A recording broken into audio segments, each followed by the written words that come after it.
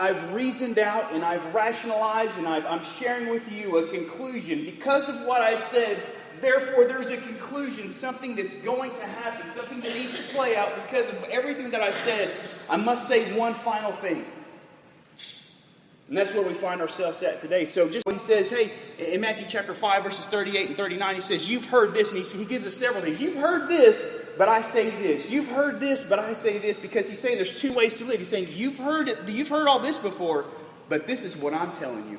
He says, you've heard it say an eye for an eye and a tooth for a tooth, but I tell you to turn the other cheek.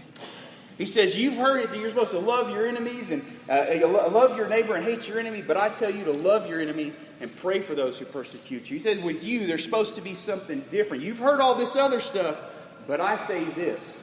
He continues on and he says, he talks about giving and fasting, and he talks about your because of everything I've been saying. You see, as he's been talking this whole time, he said there's two types of people. There's two choices that you can make.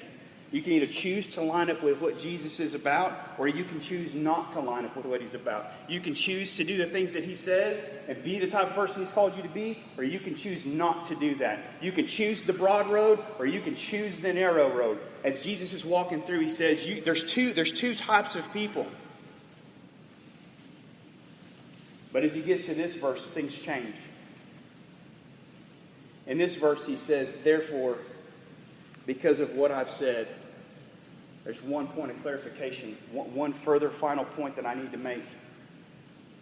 You see, when Jesus is talking in these verses, he's not talking about